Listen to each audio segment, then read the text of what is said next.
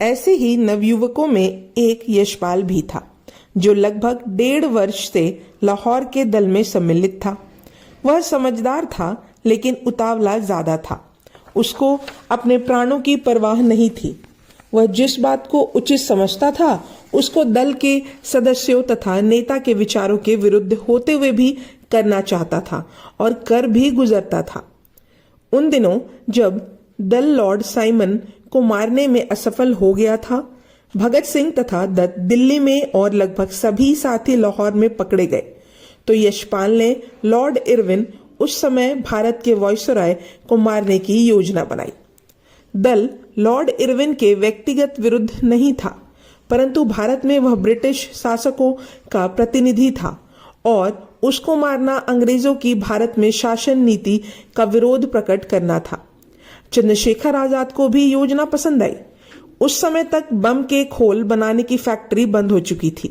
केवल एक ही खोल था जिसका बम बना लिया गया, लेकिन एक खोल पर्याप्त नहीं था। तब आजाद ने एक पीतल के खोल में दूसरा बम बनाया। इंद्रपाल को यशपाल ने दिल्ली से 12 मील दूर बदरपुर भेजा, जिसने वे बम रेलवे लाइन के 4 इंच नीचे दबाकर रख दिया। वह 15 दिन तक वायसराय के लौटने की राह देखता रहा। यशपाल भी उससे समय समय पर मिलता रहा, परंतु योजना को कार्यान्वित करने का अवसर नहीं मिला। जब वहां से बम हटाए गए तब पीतल के खोल वाला बम वहां नहीं था। कदाचित उसको कोई ग्रामीण उठाकर ले गया था। यह घटना अक्टूबर सन 1929 ईस्वी में घटित हुई। ऐसा हो जाने से भी यशपाल हताश नहीं हुआ। उसने तो निश्चय किया हुआ था कि लॉर्ड इरविन को मारना है।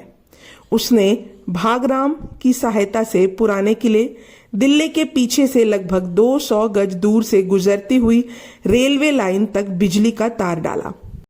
लाइन के बीचों बीच एक बम थोड़ी सी जमीन खोदकर दबा दिया और उस बम के छोड़ने वाले डेटोनेटर को बिजली के तार से पुराने किले में रखी हुई एक बैटरी बॉक्स से जोड़ दिया, जिससे बटन दबाते ही बम फट जाए। 23 दिसंबर 1929 ईस्वी की सुबह लॉर्ड इरविन इसी लाइन पर बाहर से दिल्ली लौट रहा था। वह शाम के समय महात्मा गांधी जी से भेंट करने वाला था। उन दिनों लाहौर षड्यंत्र केस चल रहा था। भगत सिंह और पंडित चंद्रशेखर आजाद के कारनामों का उस समय के समाचार पत्रों में मोटे मोटे शब्दों में उल्लेख होता था। लोगों का ध्यान क्रांतिकारी दल की ओर प्रशंसा युक्त कौतूहल से खिंच रहा था। यह प्रायः लोगों के मुंह से सुनने में आता था, यदि ये लोग पंडित चंद्रशेखर आजाद के दर्शन कर सके तो उनको वह जो मांगेंगे दे देंगे आदि। 22 दिसंबर सन 1929 ईस्वी को क्रांतिकारी नंद किशोर निगम के कमरे में दल के 4 सदस्यों की सभा हुई। वह यही हॉस्टल का कमरा था जहां पर निगम अक्टूबर सन 1929 ईस्वी में हिंदू कॉलेज में लेक्चरर नियुक्त हो गया था। साथ ही हॉस्टलों का सुपरिटेंडेंट भी। 3 हॉस्टलों में से एक उस समय पंडित रामचंद्र लेन मेटाकाफ हाउस रोड पर स्थित था और उसी हॉस्टल में एक कमरे में निगम रहने लगे थे। चंद्रशेखर ने बाद में बताया था कि उसमें यशपाल, भगवती चरण, वीरभद्र तिवारी और वह भी थे।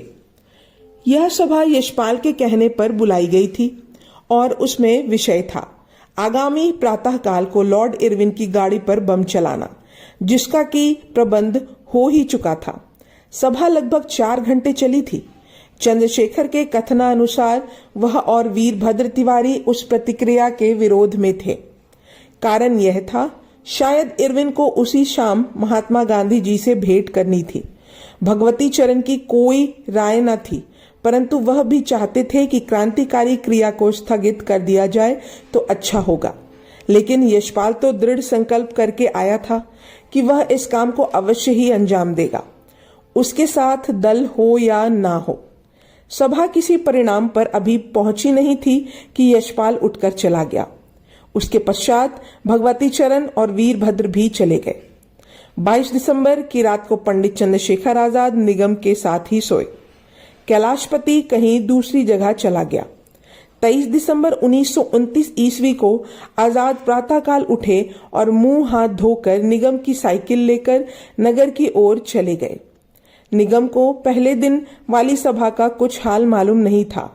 वे लगभग 1 घंटे में लौटे और बोले, सुना लॉर्ड इरविन साहब की ट्रेन पर बम चला दिया गया।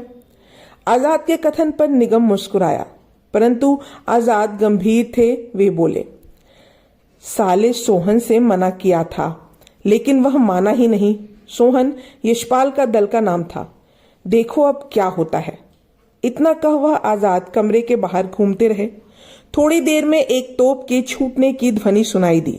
उन्होंने ठंडी सांस ली और बोले, अच्छा ही हुआ लॉर्ड इरविन मारा नहीं गया। 22 से 23 दिसंबर 1929 ईस्वी की रात बहुत ठंडी रात थी। कोहरे की चादर चारों ओर फैली हुई थी। 5 गज पर रखी हुई वस्तु भी दिखाई नहीं पड़ती थी। पंडित चंद्रशेखर आजाद लगभग 2 घंटे के बाद पुनः साइकिल पर नगर की ओर गए और लगभग 2 घंटे बाद वापस लौटे। उन्होंने निगम को बताया कि बम पुराने किले के सामने रेलवे लाइन पर उस समय फटा जब वायसराय की गाड़ी 50 मील की वेग से दिल्ली की ओर आ रही थी। गाड़ी के एक डिब्बे में कुछ भाग उड़ गया, लेकिन वायसराय सही सलामत दिल्ली पहुंच गया। निगम उसी समय लाहौर कांग्रेस स्टेशन से शामिल होने के लिए चला गया और वहां से 4 जनवरी 1930 ईस्वी को लौटा। तब तक चंद्रशेखर निगम के कमरे में ही रहते रहे। 4 जनवरी 1930 ईस्वी को यशपाल भी कमरे पर आया हुआ था। आजाद ने उससे परिचय कराया। फिर यशपाल ने उस ट्रेन बम कांड का और उसके पश्चात वहां से खुद के साफ निकल जाने का ब्यौरा कुछ इस तरह दिया। वह भागराम के साथ मोटरसाइकिल पर, जो दल के क्रांतिकारी प्रतिक्रिया अंजाम देने के लिए खरीदी थी, रात 11 बजे पुराने किले पर पहुंच गया था। 2 बजे तक दोनों ने बम को बैटरी से जोड़ दिया था। उस रात को कुछ ज्यादा ही ठंड थी और साथ ही साथ कोहरा भी अपनी चरम सीमा पर विद्यमान था।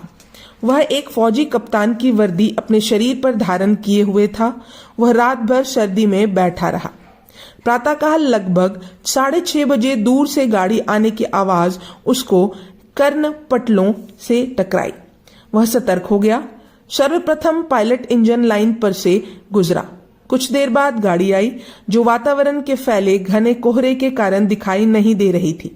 उसने अनुमान से 2 डिब्बों के गुजर जाने दिया और फिर बैटरी का बटन दबा दिया। एक ही क्षण में बम फटने की गूंज सुनाई दी, परंतु उसने देखा कि गाड़ी पटरी से उतरी नहीं। वह उसी वेग के साथ नई दिल्ली की ओर चली गई। उसने तार आदि का सामान वहीं छोड़कर मोटरसाइकिल को चलाना चाहा, लेकिन उसका इंजन सर्दी से जाम हो गया था। वह स्टार्ट नहीं हुई। उसने भागराम की सहायता से मोटरसाइकिल को हाथों से धकेलकर दिल्ली नगर की ओर दौड़ाना शुरू किया। अभी चहुं ओर अंधकार ही व्याप्त था। कोई व्यक्ति वहां आ जा नहीं रहा था। जब वह दोनों मोटरसाइकिल को धकेलते हुए दिल्ली दरवाजे के पास जेल के सामने पहुंचे तो उस समय पुलिस का एक दस्ता पुराने किले की ओर जाता मिला। उस दस्ते के ऑफिसर ने यशपाल को मिलिट्री का ऑफिसर समझकर एक जोरदार सलाम ठोका। यशपाल ने उसको बताया कि वह उसी ओर जा रहा था और उसकी मोटरसाइकिल फेल हो गई। पुलिस दस्ता पुराने किले की ओर चला गया और यशपाल दरियागंज में आकर मोटरसाइकिल मरम्मत कराने वाली एक दुकान पर छोड़कर सीधा रेलवे स्टेशन चला गया। फर्स्ट क्लास का गाजियाबाद का टिकट ले पहले उस ओर जाने वाली गाड़ी में बैठ गया। वहां से भगवती चरण उसके साथ हो लिया और दोनों कलकत्ता चले गए। जनवरी में वह फिर दिल्ली लौटे और निगम के कमरे पर आ गए। पुलिस के अथक प्रयासों के बावजूद भी लॉर्ड इरविन की ट्रेन पर बम फेंकने वालों का कोई सुराग हाथ ना लगा। यशपाल जब पंडित चंद्रशेखर आजाद से निगम के कमरे पर मिला तो चंद्रशेखर को उस पर बहुत गुस्सा आया और वह बोले, तुमने दल की आज्ञा के विरुद्ध इस काम को अंजाम क्यों दिया? लेकिन यशपाल ने अपना पिस्तौल उनके सम्मुख रखा। उनसे क्षमा मांगी तो उन्होंने आंसू भरी आंखों में से उसे अपने गले से लगा लिया। मोटरसाइकिल को दुकान से लाया गया और उसे निगम के हॉस्टल में तोड़ फोड़ कर उसके छोटे छोटे टुकड़ों को यमुना नदी में फेंक दिया तथा बड़े बड़े भाग निगम ने अपने एक परिचित साइकिल डीलर के पास लाल किले की दुकान पर बेचने के लिए रख छोड़ा। पुलिस ने कैलाशपति की गवाही पर उन पुर्जों को वहां से प्राप्त किया और उस निगम के परिचित डीलर ने पुलिस के दबाव से बहुत कुछ झूठी गवाही निगम के विरुद्ध अदालत में दे दी। यह भाग यहीं समाप्त होता है। अब हम अगले भाग में जानेंगे क्रांतिकारियों और गांधी जी के बीच मतभेद। तब तक के लिए धन्यवाद। अगर वीडियो अच्छा लगा हो तो लाइक करना ना भूलें।